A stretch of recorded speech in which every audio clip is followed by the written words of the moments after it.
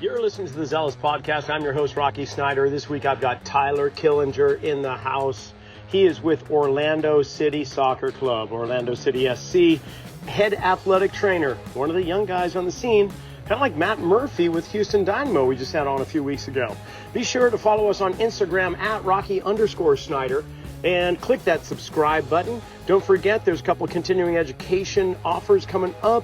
December 9th in Arizona at the NSCA State Clinic. I'll be there doing a whole bunch of things with functional anatomy. And then if you want to dive into closed chain biomechanics and learn about using foot wedges and assessment strategies, well, just January 27th and 28th at PhysioX in Needham, Massachusetts is where we're going to be. Now on to the show. This week I've got Tyler Killinger in the house. He is with Orlando City Soccer Club, Orlando City SC, and athletic trainer. And we're just going to get right into the conversation. Tyler, give us a little background about why soccer, why athletic trainer, and how you got to where you are. Absolutely. No, appreciate you having me on today, and get to kind of share my story with you a little bit. So, I think like most individuals that got into athletic training, we all sort of have a similar background of, we wanted something medical, but didn't want to get too far away from sports. And this athletic training, it was sort of that perfect middle ground, kept you close to the athletics, to the athletes, and but still able to help people. And so for myself, I was fortunate enough to have an athletic trainer at my high school, and so I had an exposure to athletic training as an athlete, but also able to assist the athletic trainer throughout high school as well. Through student assistant programs. So yeah, I was exposed to it pretty early on, and really just fell in love with the profession, and knew that was the route I wanted to go. Not necessarily knowing exactly which career path within it, but just knowing, hey, this is something that I'm passionate about, and I want to run with it. So I was able to get out to the University of Central Florida. So I'm hometown boy in Orlando. So I was able to stay pretty local and go to UCF, get my undergrad there in athletic training, and in doing so, actually had the opportunity to intern with Orlando City in their inaugural season in the MLS in 2015. How did that happen? That's great timing. Yeah, so honestly, it was just kind of dumb luck that the team was starting up in 2015, and that was going to be going within my senior year, my second year in the program, and our program director was able to have some connections with the club and started to build some relationships, and I just jumped right in with it and connected with the athletic trainers and was able to spend the 2015 season with the club, which was very, very fortunate for myself, especially for the timing of it all. Yeah, I imagine. Boy, that must have just been the start of a dream job that eventually ended up right there a little bit later. So after that internship, what did you do? Yeah, so after the internship, finished my undergrad at UCF, and then most athletic trainers, before the education moved to a master's program, you go and find a GA position at a university. And being a local boy in Orlando, I was like, I need to get away for a little bit. I need to experience somewhere else. So I jumped out to the University of New Mexico, where I did my graduate assistant position out there, got my master's in exercise science. So I was out there for about 2.5 years. Actually, somewhat intentionally extended my education out there to be 2.5 years rather than just the traditional 2, just because I knew MLS clubs are hiring in January, that December-January timeframe. So I was like, you know what, I'm going to, kind of enjoy my time out here, get the most out of it that I can. And, sort of put all my eggs in one basket that something's going to come up in the December-January timeframe. And fortunately for myself, something did come up with going into the 2019 season. The athletic training staffs unfortunately had turned over quite a bit within Orlando City between my internship and 2019 when I was jumping back over. But the network and the relationships that I've made with the team physicians and the rest of the medical staff is actually what ended up helping me come back to Orlando. I'd gotten a call from the CMO at the time, and he said, "Hey, we're starting up our second team, our Orlando City B." They were at the time going to be playing in a USL League One. And he said, "Hey, we'd love to get you back in town. Is that something you'd be open for?" And I was like, absolutely. And was able to get back here to Orlando and start the 2019 season with OCB. Wow, very nice. So I'm curious. I often think that athletic training department, that the medical department, if you will, is not as vulnerable compared to, say, the strength and performance department Mm-hmm. when it comes to changeover. Like, you'll have a head coach come in, and he typically brings in assistant coaches, performance directors, and the like. But it doesn't seem, at least in my understanding, it doesn't seem like that's always the case with athletic trainers. So I'm curious, is that when it comes to like Major League Soccer, do the trainers go when the coach goes? Is that more common? Yeah, so fortunately, generally no. Okay. For the most part, you'll see, the athletic training staff is more of the club staff. Yeah. You will see, some of that here and there where, coaches have their preferences, or someone butts heads. It's all about the relationships, of course, with that. But I would say generally within the league, it's, the medical staff is with the club, and coaches, strength and conditioning coaches will kind of come and go within that. But and that's something that I think all of us, kind of try and strive for, is that, yes, a coach will switch over eventually. That's just the nature of the game. But being able to have a little bit of that stability and create that culture and that department, really, and, at least in our opinion, that's what's going to be the thing to really guide the team, in the right direction towards success, and allow us to support the different coaches as they come in and out. What about the culture within the athletic trainers and the medical staff? Because we do talk about team culture. Normally, it's about the players and the coaches, and for that matter, we bring in the performance coaches itself. But it isn't often when we talk about the culture as it relates to the medical staff. So what is that like within your department? Not necessarily the entire team. I'm sure you have common core values, but do they Yeah. differentiate, or is there a difference? No, absolutely. And I would say something that's a little bit more unique within Orlando City with our department. And, I think you start to see it a little bit more in the professional setting, the elite sports setting, is, you always hear athletic training is the jack of all trades, the master of none, right? Because in most settings, think of the high school, smaller universities, the athletic trainer has to do everything. And which is, part of the reason why I love the profession, is there's so many different routes and different aspects of medicine and performance that we can be involved with. But once you get to the professional setting, the elite setting, where you have more than one athletic trainer, we're fortunate enough to have 4 athletic trainers with our MLS team. 3 is the league standard. But what that allows us to do is, it allows us to start to become specialists within different aspects of athletic training. So for instance, myself as the head, I've started to dive more in, and this is huge props to the support that we receive from the club as well. And they're allowing us to, take these various courses and improve ourselves to become, eventually masters in these different aspects. But for myself, I'm more of, the physician extender, for lack of a better term, because, as the head, I more oversee, the relationships between our healthcare partner, our coaching staff, all the various stakeholders. If a new injury comes up, I'm the one responsible for getting that diagnosis and whatever that step may look like, and making sure all that communication is done and done efficiently. But then we have another athletic trainer who more focuses in on the rehab component. Then we have another athletic trainer who focuses on the overall rehab, or head of rehab, but then more specifically that end phase rehab. So running those field sessions and preparing that athlete for when they do get back with the group, and ensuring that we're setting them up for success. And then we have another athletic trainer that's more gym focused and looking at athletic development. How can we get the most out of our athletes, support our strength and conditioning coach, support the coaching staff and their methodology. But then with that, how do our injured athletes that have now returned to full, we don't want to forget about them. they're back, they're doing great, they're healthy. But in professional sports, we're always kind of going to be pushing boundaries and pushing timelines a little bit.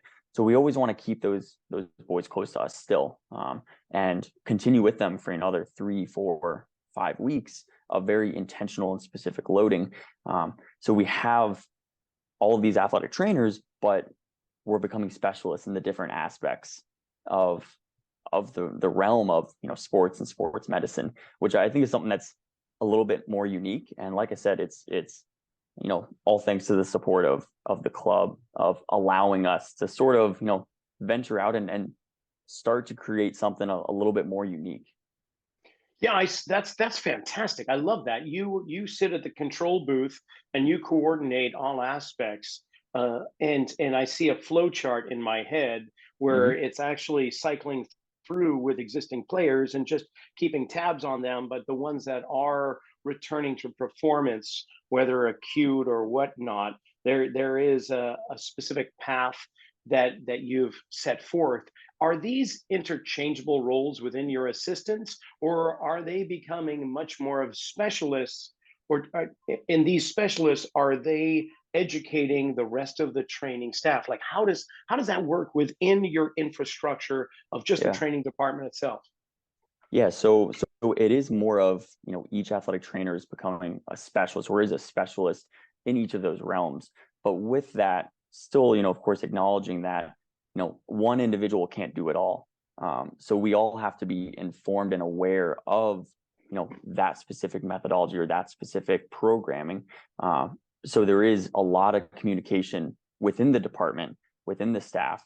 So that way, at any moment, any other athletic trainer can step in and take the field session, or take that specific gym session, or maybe it's an early phase in the rehab process that's more table focused, and all of us can do all of that. It's just those that have become the specialists within each of those realms, we share that knowledge with each other. How does that happen? And what I mean by that is, do you dictate, hey, you're coming in here, we've got a gap here, I need you to fill this, and you're going to become the specialist? Or is it, hey team, here are the different arenas that we need to really delve into? Which one really gets you going, and can we divide and conquer so that everyone is finding their passion?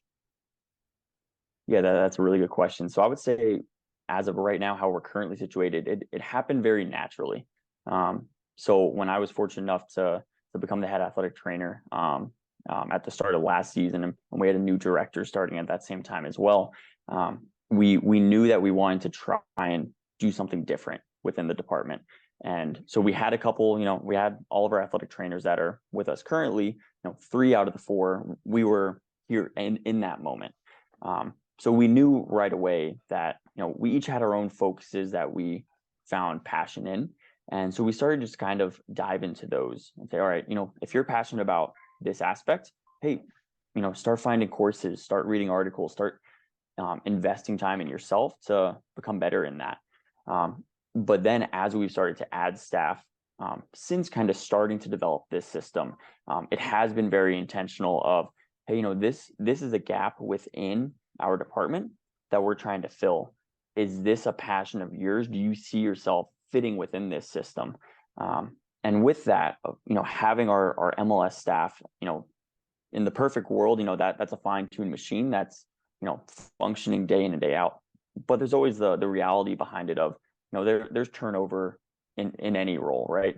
Whether that's, an athletic trainer moving on to a different club for, a better position, getting a promotion somewhere else, which, if a staff member ever leaves us, we always want to see it, moving up somewhere else. So what we've also tried to begin to work on is each of those other athletic trainers within our system, with our second team, with our academy, we make sure that they are also on their own, learning and development path.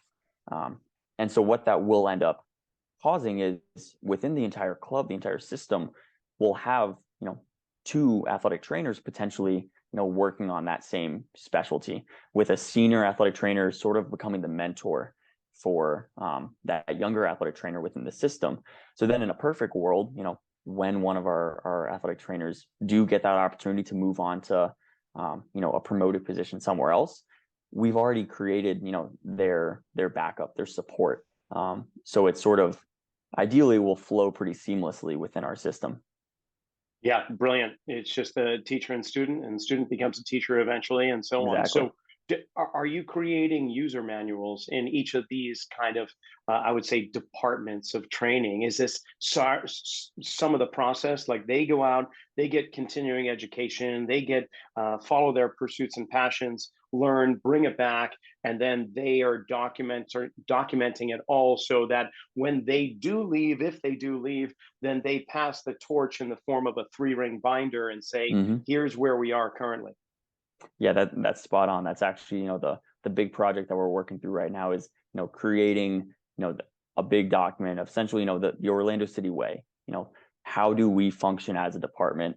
And ideally that will, outlive any of us, right? If one of us or all of us, for whatever reasons, if we end up moving on to different roles, different positions, then, that fundamental methodology can live on and basically have that blueprint of, hey, whoever stepped into this role, we've done the heavy lifting for you. Just step right in and keep it moving in the right direction. Yeah, well, you're in the land of Orlando, amazing entertainment corporations that have systematized everything. So it doesn't surprise me you're doing something similar. So if you could reiterate, or maybe just if you could give me, if you've created titles within each of these training departments, Mm-hmm. we'll say, like, is there acute rehab? Is Mm-hmm. there return to player performance, and then Yep. rehab strength? And Yep. then there's follow-up training. I mean, how does it, what are the departments? Absolutely. Yeah. So, the head athletic trainer, that role kind of, sits within itself, but sort of like a better descriptor, like I mentioned before, sort of that physician extender. And then we have our head of rehabilitation, but then that individual, he oversees the specifically the on-field return to play. So more, kind of sits back and helps observe and guides the rehabs as a whole. But then as soon as that athlete is getting to that end phase, they're starting to step foot on the field, then him, Matt Ramirez, he's stepping in and he's guiding those. He's performing those, writing them up. Then we have Mitch Toda. He's our athletic therapist. So more of that traditional PT style, who is taking more of those long-term rehabs and overseeing those, the post-surgical cases, things like that, and providing a lot of support for our academy athletic trainers as well, and just providing some of that senior guidance for their rehabs. And then our fourth athletic trainer, Sergio, he is more of our athletic development.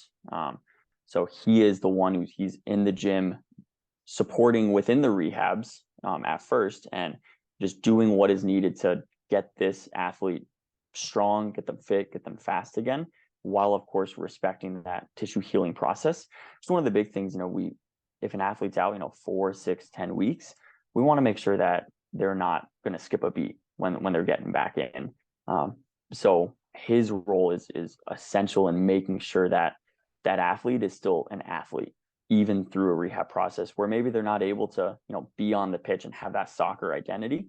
They're still able to feel like an athlete and perform like an athlete, daily. So you guys are near the top of the East right now, and by the time this airs, you're already in the playoffs.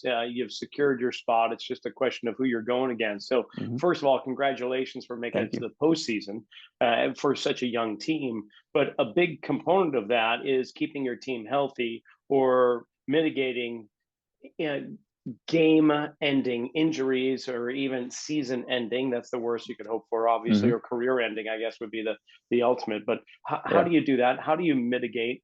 What has been your success over this season in regards to that? And I know it's multifaceted, but within your athletic training department, what do you award that to?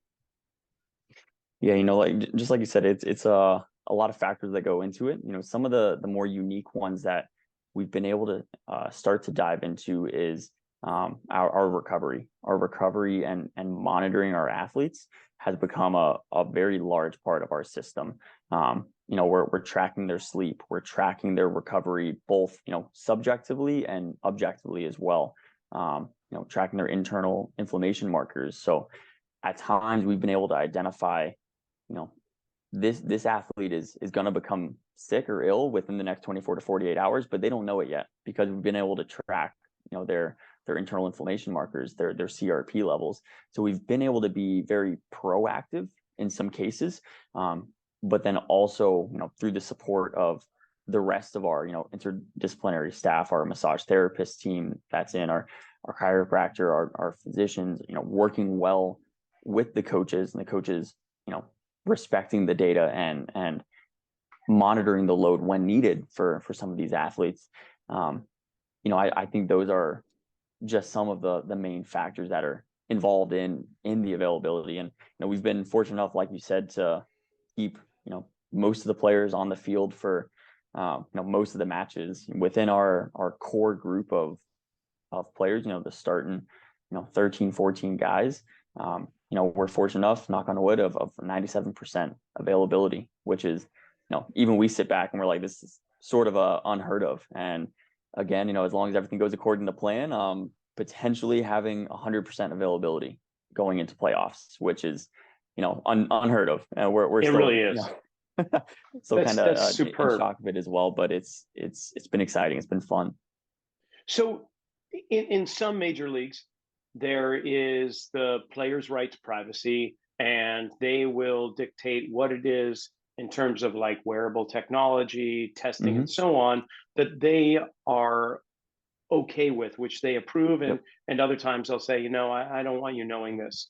So where is the MLS with that? It sounds like you have, I won't say invasive, but in-depth assessment tools, whether it's blood testing for or urine testing.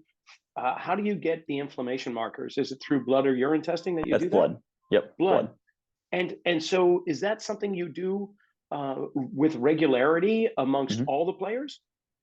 Yeah, so we'll do that at least once a week, usually match day +2, +3, really when that first day back is. And we'll, primarily only hit the guys who, put in the most minutes, the 11, 12, 13 guys, or if there's any of our athletes that we just want to continue to monitor closely, those will be the ones that we'll focus on in that given week. And, you're spot on with that, within MLS, within soccer, the data belongs to the athlete. At the end of the day, it's their information. We can only do with it what they allow us to do with it. If they don't want us to collect it, we don't collect it. We can't collect it at that point. So we've been able to, form really good relationships with our athletes and explain to them what the benefits are of this. We're not out here trying to keep them off the pitch, which a lot of athletes are worried about. Is, oh, you're going to track this and now they're not going to let me train, then I'm not going to be able to play. And we had a lot of those conversations, a lot of that pushback at first.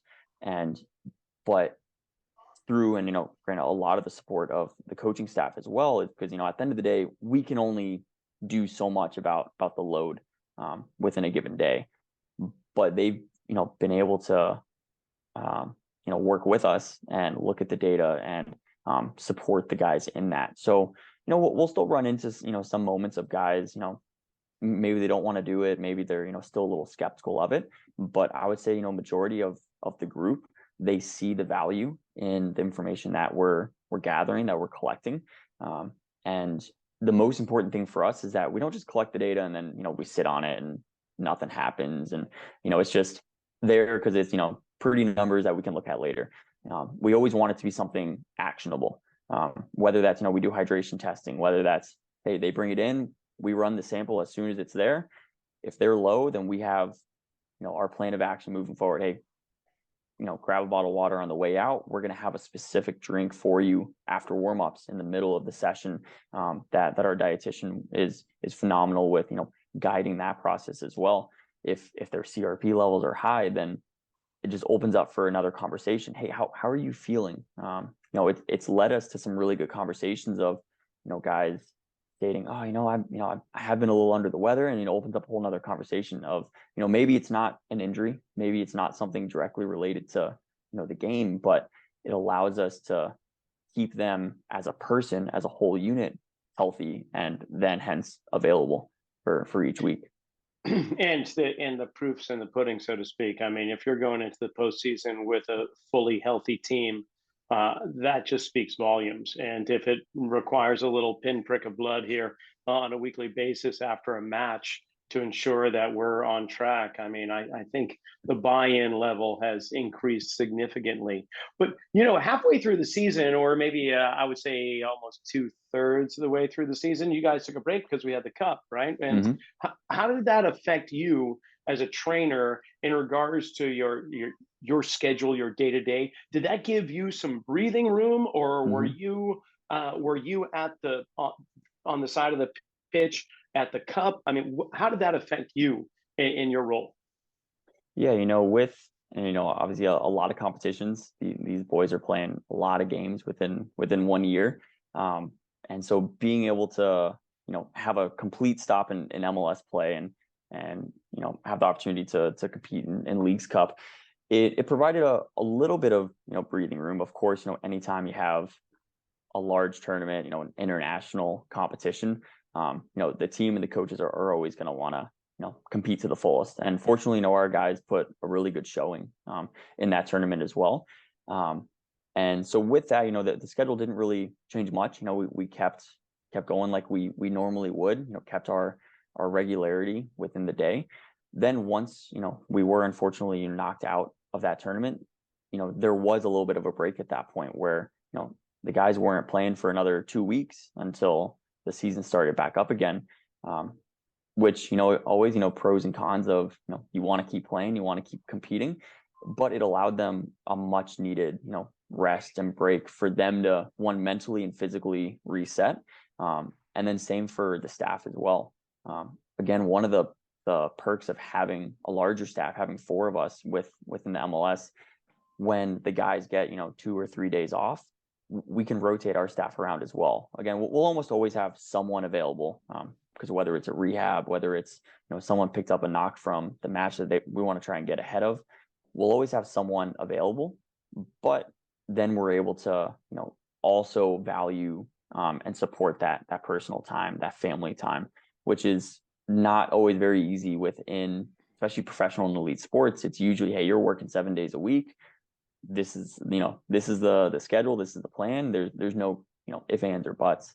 But something that we see the value and want to support is the only way that we as athletic trainers and support staff are gonna last long within this profession at this level is by getting a little bit of that work-life balance. And if that means rotating our staff within a given week, or especially those off days, we've seen a lot of value in that. Now, you're on the younger side. I'm going to give you that as a compliment.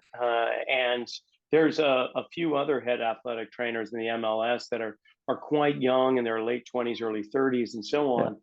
on. Just curious, and not to cause any ripples here, are the old dogs retiring? Is there just a thirst for fresh, new talent, young talent coming in, or is it just so happens it's in my awareness and it's always been like this? I think it's a combination. You'll definitely see some of the veterans who have been pushing strong for a while now, and us as younger professionals within the league, we lean on them quite a bit.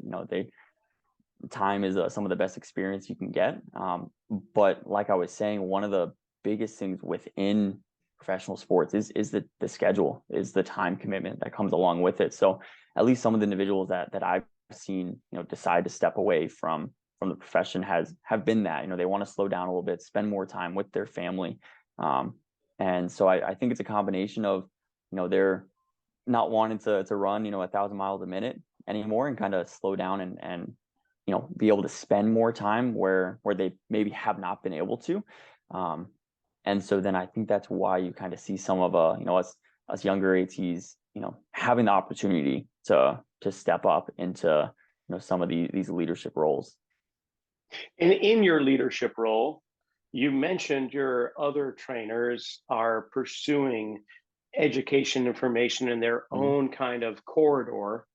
What what's your corridor look like? Are you going for more insight and information on communication, on logistics, strategies? Is it more toward the medical side? Where's your focus for Yeah, education?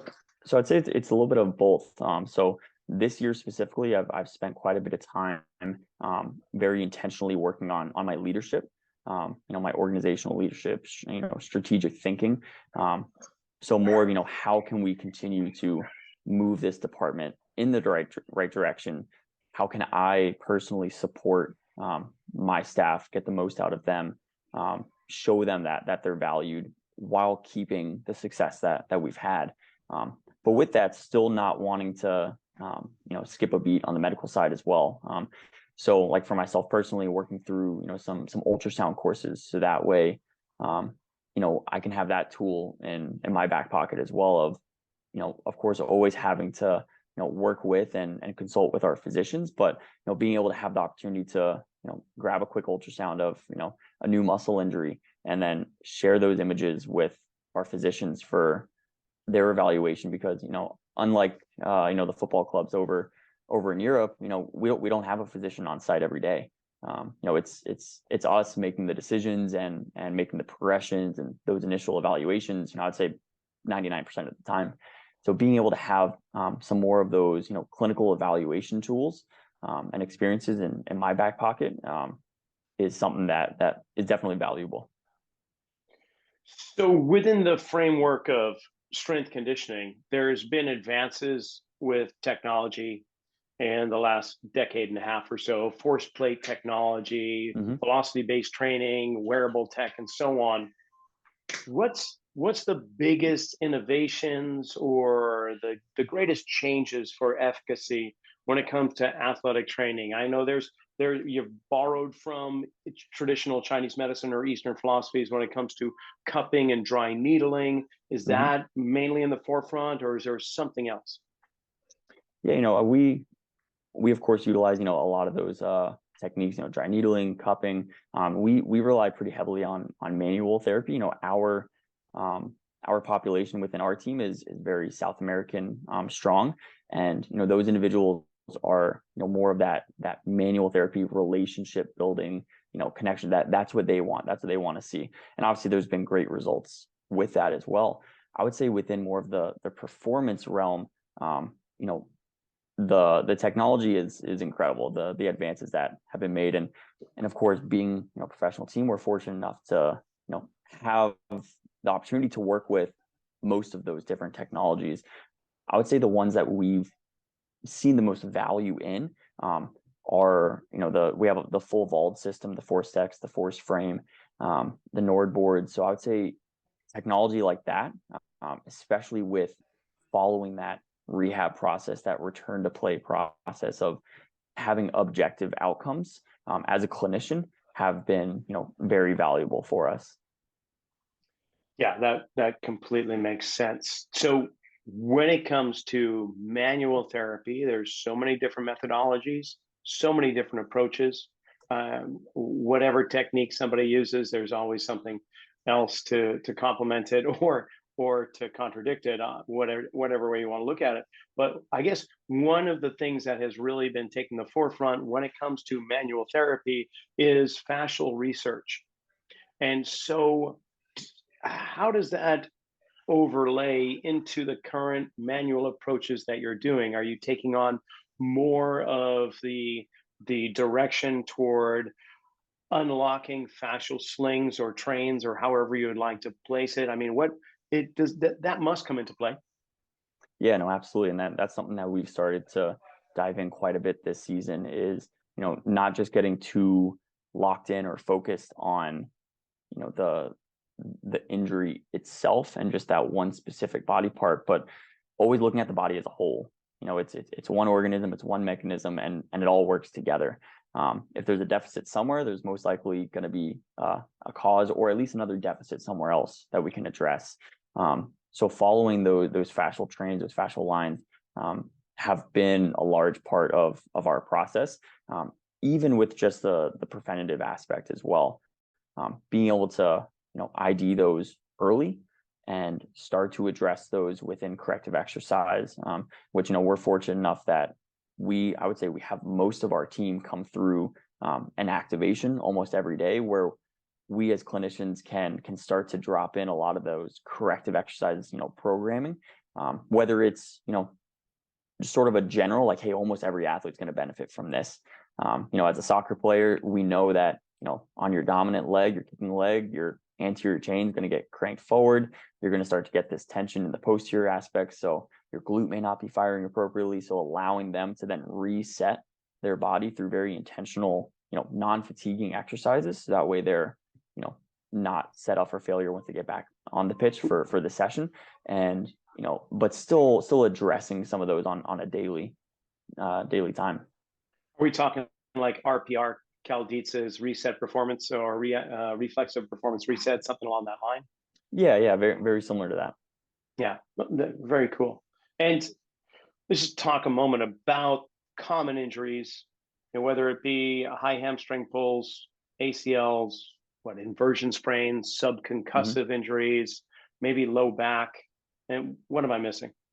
Anything? I would say the big one that's floating around, at least with us personally, quads has been a big one. The quads, the hip flexors, hamstrings are spot on with that. Unfortunately, knock on wood, ACLs, they're major time loss injuries, but fortunately not as common. Even though it's a major part of all conversations, but you'll see the hamstring, like you mentioned, the quads, the adductors, the groins, variations of that. And do you have, obviously within the strength world, there is going to be an approach to help mitigate, to prepare for chaos. But what about within the medical framework training?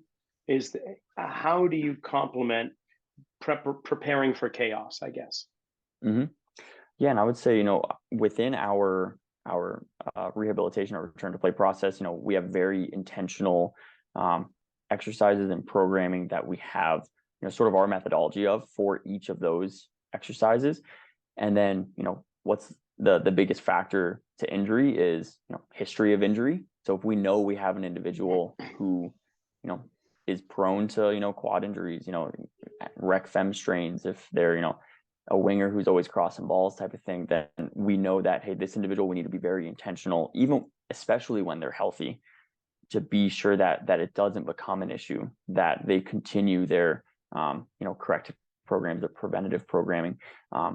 So there is a lot of intentional work that we'll do, if not daily, almost, at least every other day on, a majority of our players.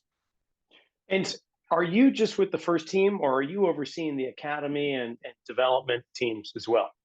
Yeah, so I oversee our second team and our academy as well. Correct. Brother, how do you do it all? That's crazy. It's like, when do you sleep? Do you get like a 90-minute sleep session? They don't monitor your sleep, I'm sure. They don't prick you with a needle. You don't. Yeah, you're always. No, they told me they didn't want me to wear an Oura ring because I threw all the data off. I bet. That's crazy. So, okay, how do you manage that? I'm curious, just from like a pie chart perspective. Where is the academy and the second team? Of course, the first team's going to have the biggest wedge, I would imagine. But always, what about the others? Yes, at the start of this, I have to give huge props to the rest of my first team staff. Our head of rehab does an incredible job of managing all of those rehabs throughout the entire department as well. So it's not just myself who, I'm not the only one having a hand in all of the teams. I would say it's almost all of our first team athletic trainers are having a hand in each different level.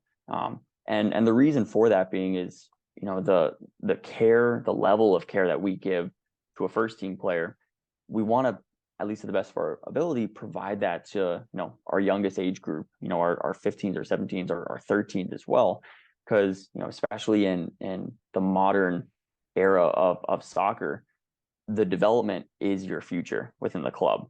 And anything that we can do to support that growth and support, getting an athlete from joining the club at 10, 11, 12 to eventually playing first team minutes, or have an opportunity to go over to Europe. Like, if we can have a small part of that process, then that's a huge part of our focus as well.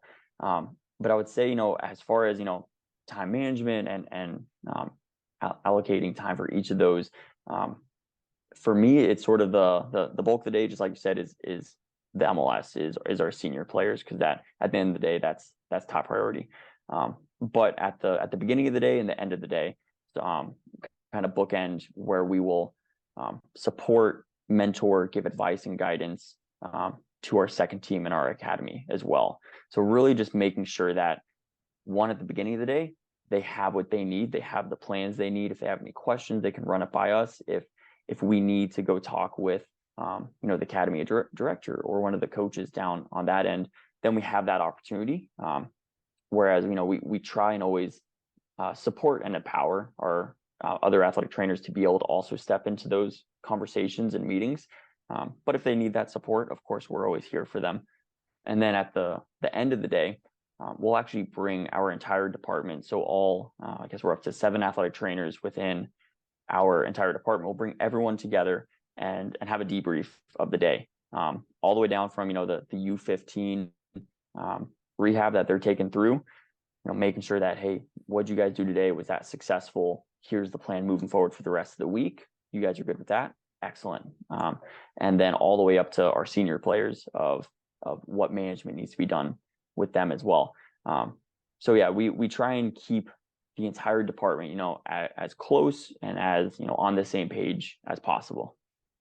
That's formidable. That's fantastic. So if we could look at these 3 groups, academy, second team, and your first team, your MLS starters and so on, in regards to injury, I in the back of my head, I'm trying to feel like I'm in Vegas, and I'm going to place a wager here with my thought.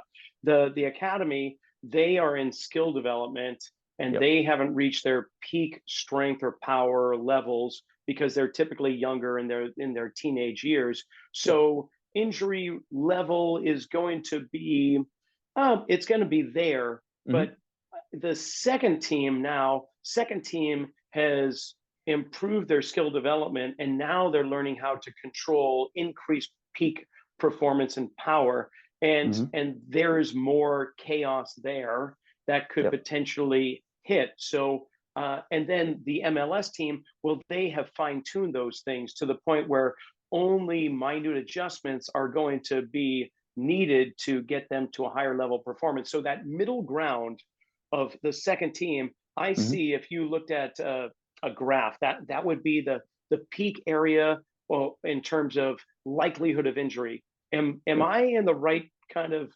am I in the right neighborhood, or is it completely different? No, absolutely. And I think you're pretty spot on with that. I will say, I think we were fortunate enough that our second team this year was, we were able to keep them pretty healthy, but you do see a lot of that. That's definitely the biggest jump in an athlete's career, is going from the academy, and now you're playing professional at this point. That's professional league. And the interesting thing about that second division in MLS Next Pro is you have that core guys of MLS Next Pro contracts, 10, 11, 12 guys that are there. They're our OCB core group. But then you're going to get that handful of guys from the academy, the higher level U17 players, who are going to also get minutes. But then you're going to get some of those first team players who maybe, they're a younger homegrown, who's just not getting as many minutes and exposure with the MLS. So they're going to drop down as well. So that way they can continue to develop and grow as an athlete. So you really have this combination of these 3 different levels, skill sets, age groups as well, all playing together on one pitch, on one field. And the fun thing with that is, you see the different dynamics of a young athlete getting that exposure, whether it's, the intensity of the training, the leadership from the more experienced players, just being able to play professional minutes, some of them for the first time in their life. And so a lot of that jump, especially for those U17 kids, it's a big jump. It's a big jump up for them. But then also sort of looking at the very beginning of our athlete's life cycle within the club is when an athlete first starts within the U15, the U17, depending on when they're brought into our system. They're going from playing club ball, maybe they're playing in the afternoons for a couple hours. Once they're in our system within our more senior academy levels, the 15s, 17s, now we have a 19s as well. They're on the same schedule that our professionals are. They're showing up, they're training in the morning. We have a school on site, so then they go upstairs, they have class for 3, 4, 5 hours, and then most days they'll then come back down and have maybe a video session or a real quick walkthrough on the pitch of a technical session, a position specific. So now they've gone from a young athlete who just plays sports in the afternoons for a couple hours to, hey, this is becoming part of your identity. This is your life. And for us to then support them in that large jump from whether it's level of play, intensity of the training session, just length of day as well. That we'll also see some of that increased injury at that age group as well, just because it's a large jump for them physically, mentally, and they're kids. When I was 15, 17, I was not nearly as mentally strong and a pro that some of these kids are that are coming through. Well, that's really cool.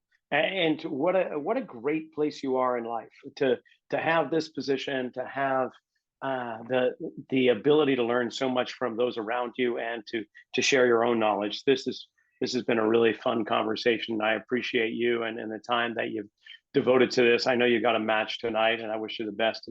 And of course, this is again airing while you're in the postseason. So hope that you can go far with the team. Now, if people were interested in learning more about Orlando City SC and the athletic training department, where could we go? As well as if you do social media, can we follow you? I'll put the links in the description below, but can you share some of that with us?